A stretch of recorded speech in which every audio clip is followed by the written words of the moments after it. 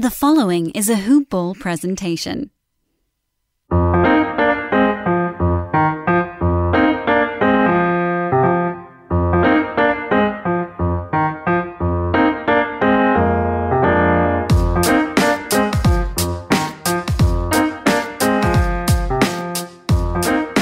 Ballers! Welcome back to another episode and another edition of Today's Sports Betting. I'm your host, Devin Ellington, at DALE007 on Twitter. This is a hoop-ball.com presentation. Find us at Hoopball Gaming on Twitter as a show, and then as a family and as a community at Hoopball Tweets or at Hoopball Fantasy for basketball-heavy content. And speaking of which, Hoopball 360 is out and running. We're in our full second week now, and things are going really well so far. And we appreciate all the feedback and the support from each and every one of you who has signed up to some sort of the pass. We have the DFS pass for the upcoming basketball season, and then on top of that, the fantasy pass for the Aaron Brewski 150, the award-winning rankings for fantasy basketball over the last decade. Got the wager pass that, a lot of my picks go into. And then Dan Besbris, with the fantasy content as well, and the rest of the team that put a lot of effort into it. If you want to win your fantasy leagues, it's a small investment, and it's going to be an ROI that is very, very profitable. Other than that, the show is brought to you by Manscaped.com, brought to us by Manscaped.com. And the Lawnmower 3.0 just came out. It's fully electric, waterproof technology, and very versatile. Goes well with all the rest of their other products, such as their beard balms and their other face care products for us gentlemen. You can use promo code HOOPBALL20, HOOPBALL20, to get 20% off and free shipping. And then that will get you taken care of over there at Manscaped.com. Let them know that we sent you. Me specifically, Devin, tell him. And talked about the premium, talked about sponsorship. Got a really decent show today, going to be a little shorter. Thursday night action's a little short. Got some games I'm looking ahead to, and we got some other cancellations that happened, so we got to look at some pivot spots. I lost a couple games on my card. I just submitted 69 picks on Tally site, which Hoopball is the number one college football media organization on Tally site for this football season as of right now. So that's very exciting. I'm sure if you follow us on Twitter, you saw the blast. And we are doing well as a team over here in this division. Going to have a bunch of football-heavy content coming up to get you primed up for the weekend. Got, less than a week for college basketball. So that's very exciting. We're going to unravel a bunch of things. The NBA draft, I didn't talk about the picks and I didn't really post them, but right before the draft started, I took, an under bet of 18.5 for Cole Anthony's draft position at plus 127. And then I also went under 8.5 for Killian Hayes, and that worked out for me. And then Vince, if you guys recall, and gals, if you recall, gave out the plus 160 to Anthony Edwards being the number one pick way back on Monday. And then we saw the odds plummet down to about, minus 340, I think it was, right before the draft started. So 3-0 in the NBA draft picks for a nice little fun side prize money fund. And then, we can roll that draft money right into the upcoming NBA season and invest very smartly, as well as the college basketball season. Tons of games going to be starting up here soon. I'm going to have some team profiles put together and write-ups, and then we're going to be able to get digging into that stuff a whole lot more here soon. It'll be probably the focal point of the podcast. Vincent is very, very fluent in college basketball, as I am. But right now we got college football to talk about tonight. There's supposed to be two games. Utah State and Wyoming was going to be the other game, but it was canceled due to COVID. And so that leaves us with the one-game college slate, and that's Tulane going on the road, taking on number 25 ranked Tulsa. They're getting 6.5 points, over under 53.5. It's kind of moved around that area. I think it's up to 44 now. And I'll just kind of start with the, fact that both these teams are on winning streaks. Tulane's on a 3-game winning streak, and freshman quarterback Michael Pratt has gotten the Tulane offense to at least 30 points in all 6 of his starts. They made the switch from Keon Howard, who was the starter last year or most of last year. Now, the Tulane offense, like I said, at 30 points in all of his 6 starts for Michael Pratt. And the flip side of it is that Tulsa has not allowed an opponent to score 30 points or more this season and are on a 4-game winning streak themselves. And I think for me, a major thing to look for is the fact and, the effectiveness of what the Green Wave run game can be. It needs to be effective tonight. It needs to be able to, give the offense some things to work with. But this Tulsa defense is very, very stout, very aggressive on the front end with Zayden Collins, the linebacker, probably has a chance to be an All-American. And then you've got Tulane on the flip side. On the defense for them, they've got Patrick Johnson, who leads the country in sacks with 10. And Tulane as a team is 29th in sacks. So, I think we could see some offensive line play exposed in this game, specifically from the linebacker and the pass rush positions. If the coverage is good enough on the back end, then I think we're going to see a good amount of sacks collectively for both teams, or just a whole bunch of pressures and hurries and, uncomfortable quarterback play. So I've got a couple different ways that I'm looking at this. I'm going to toss, 1 or 2 out. I know for sure that I like the total to go under 53.5. I just feel really good about these defenses. The winds right now are clocking at 14 miles per hour. And there's a system that I've tracked from 2005 that's hitting at 58% with a large sample size of, wind of at least 13 miles per hour or more in the under. It's very simple, just 2-point data and profitable, big winning percentage. And on top of the defensive play of this matchup, I really do like that. Tulane, they try to run the ball quite often, and they're successful with 5.3 yards per rush, but Tulsa allows less than 4 yards per rush. So that'll be a matchup.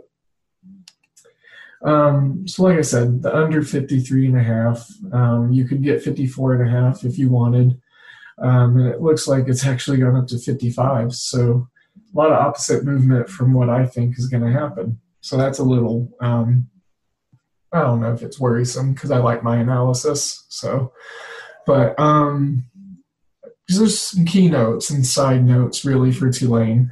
They've missed a lot of tackles. And this is just from film that I watched that I noticed things. They missed a lot of tackles, specifically against Central Florida. Their rush defense needs to clean it up.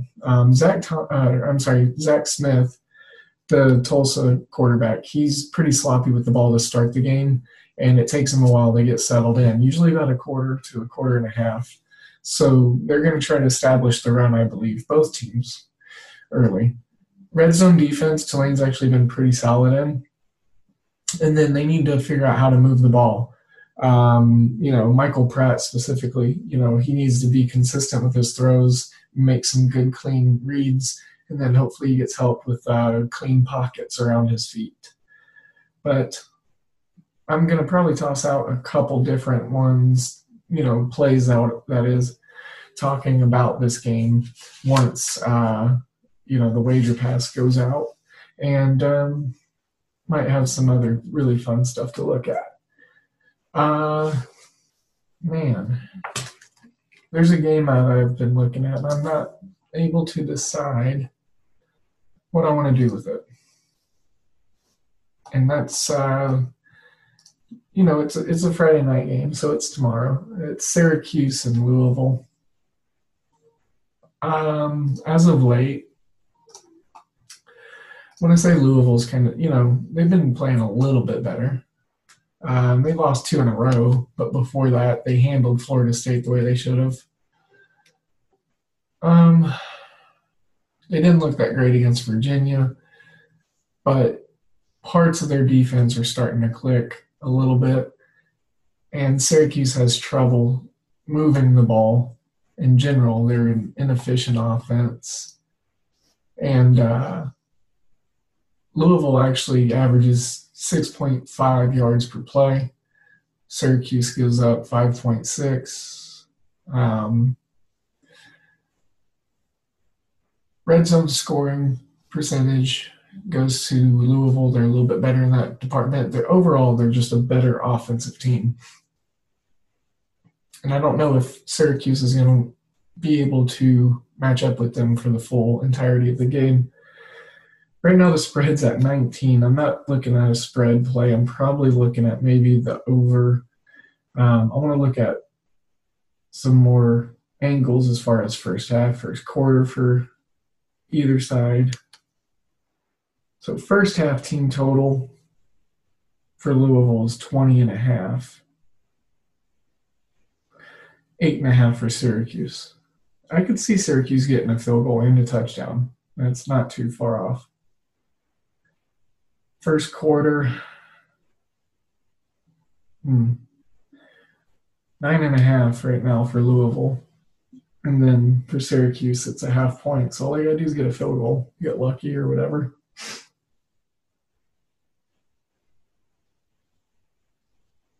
More to come on that. I'm going to do a full-on game write-up. One game I want to highlight, though, for this weekend is a huge Sun Belt matchup.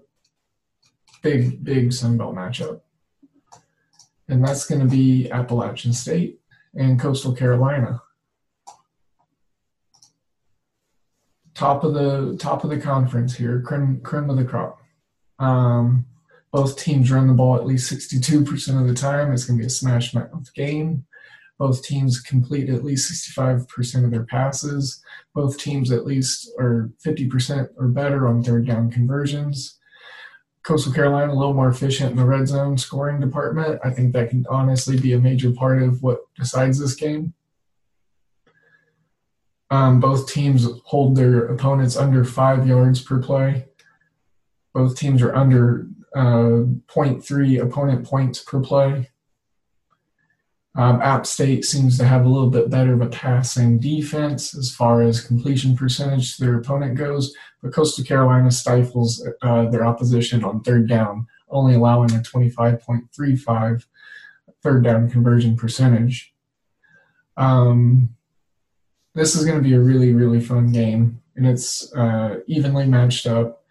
As far as injuries and whatnot, it looks like Dietrich Harrington, one of the running backs for App State, is going to be out. And right now, Thomas Hennigan, a wide receiver for the Mountaineers, he's listed as questionable. And then there's no one on the injury report for Coastal Carolina. Just look at a couple matchup stats to highlight this game a little further. And okay, so I think this is going to be a big difference here.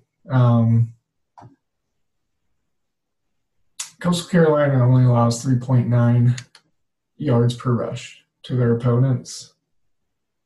And App State gives up 4.4. Doesn't seem like a lot, but the fact of the matter is, like I said, this is going to come down to the run game, and whoever does it better or whoever defends it better is going to end up on top.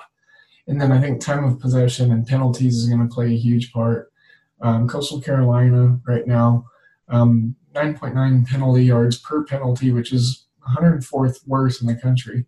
But they are only called for 3 penalties per game, which is second best in the country, and fourth ranked, 29.8 penalty yards per game. So very low in that department. And then they also control the ball in the time of possession department 59.31% of the time, which is 5th best in the country. I'm not jumping off the bandwagon. I'm still on Coastal Carolina. They're a 5-point favorite at home. I'm going to roll that. I'm going to take that, and I'm going to keep backing the Coastal Carolina Chanticleers. I want to see their undefeated season keep going. And actually, you can find 4.5s right now. It opened at 4. 5s are out there.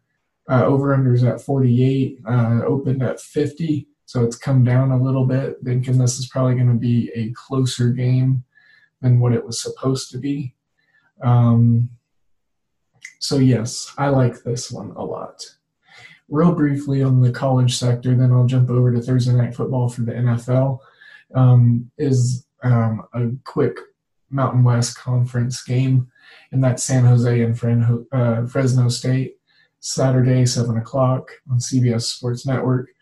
I really like San Jose State -2.5 under the key number of 30. I like the under of 60.5 for the simple fact that San Jose State has a solid defense, and Fresno also does. They have a very underrated defense, but San Jose could argue that they have the best in the Mountain West ahead of San Diego State since they beat them. And they're looking to go 5-0 for the first time in program history, I think. Might have happened once or twice.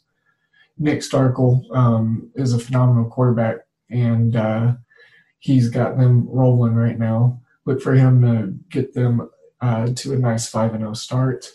And I think they win by at least 6, Fresno State. All right, I want to talk about mybookie.ag, the other show sponsor for today. Before I jump into the NFL side, I found a couple other plays I think I like a little more. But before I do, I want to talk about our promo code with them, which is Hoopball, HOOPBALL. You use that, you're going to get 100% initial deposit match. You're going to receive good customer service, great customer service, a selection in different types of games that you can play. They have casino-style games. They've got card games, blackjack, poker. It's very fun. I've started playing more of the blackjack stuff, and it's enjoyable. But like I said, you use that promo code, get some free money on us, use it on some of these picks for college football, since that's where we're dominating right now. And, bet, win, and get paid with mybookie.ag. Let them know that we sent you. All right, so Thursday Night Football tonight. It features Arizona and Seattle. Arizona, they are getting, I think it's now 3. Yep, it opened at 5.5. They're getting 3. Over under 57. I already, feel that the game could go over very strongly. Arizona always plays Seattle tough. They do. It's that blitz scheme that they run. Seattle doesn't block well against it. They don't really understand how to balance the block scheme with exotic zone blitzes, and it confuses their line a lot. That's why you see a lot of free rushers on Russell Wilson and him having to create a bunch of stuff, him having to cook. So I'm just looking at the over 57. Going to probably look at some props, player props. Yeah, I'm just thinking about some players and some props that could potentially be out there. I want to see what Kyler Murray's completions are. Pull those up real quick here. Over 25.5 passing completions. Yes, I like that. I do. I think that's a nice little sprinkle there to give something interesting to tonight. Real quickly before I lock it in, I just want to see what I know he's throwing the ball very efficiently lately, but I want to see how many completions and attempts he's been taking as of late, because he does run the ball a lot. So he has not thrown for 25 completions in 2 straight games.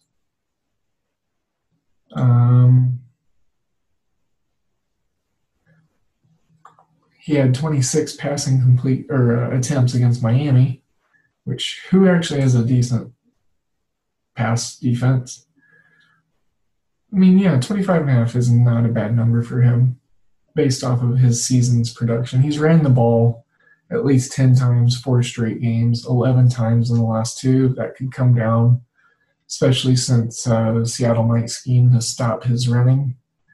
But to be honest, I like that over 25.5 completions. This Seattle defense is susceptible to the pass. So look for that. That's my Thursday night spiel.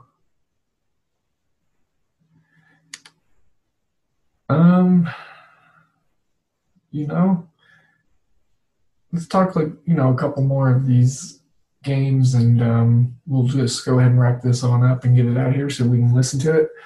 New England minus 130 on the money line. That's going to be something that I am very confident in this weekend against the Houston Texans. They're on the road. I think everyone's kind of shipping out of Houston. They're just not in it anymore. New England's starting to lock in. They got a chance to go to 500. They're going to get into the playoffs. Belichick's still coaching this team. Over-under's 49. No true opinion on that. And the spread is -2 to New England. Philly and Cleveland, I'm looking at under 47.5 because Philly has a decent run game defense. Nick Chubb is still probably going to get his a little bit after his strong return last week. But Cleveland also has that strong pass rush, which we know about the Eagles' offensive line inefficiencies. So look for the under in that game. I like that a lot. And then the other game that I talked with Russ about earlier in the week, Cincinnati and Washington under 46.5. It opened at 47. So I'm taking the hook, but I like it. I think that these offenses are going to struggle. They got a lot of injuries. Alex Smith, game ball or game manager kind of guy. It's amazing that he's even playing, but he's not going to take a ton of shots. I don't know if we're going to see a ton of big plays. And defense is going to be the key focal point in this game. I think it's going to be inefficient offense and then hopefully better than subpar defense.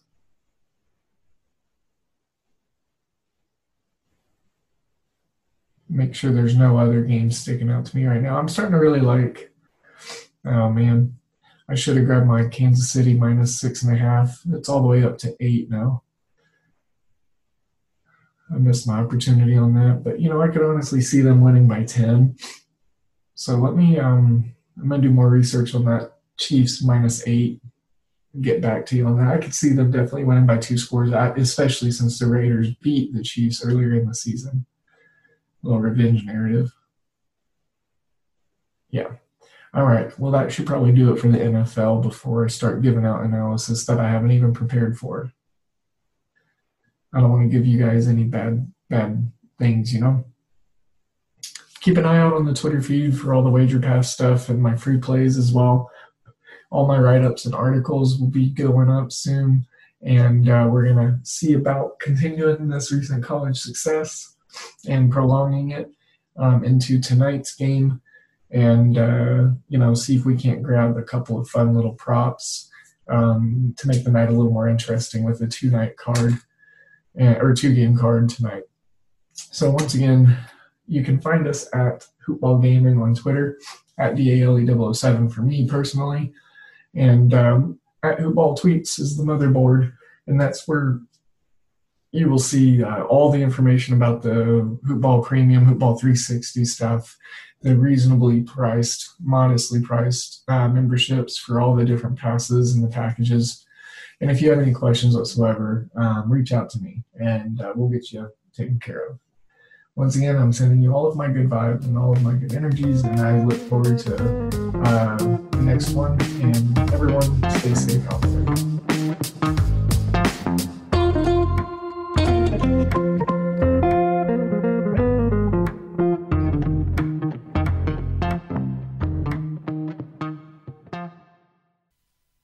A Hoop Ball presentation.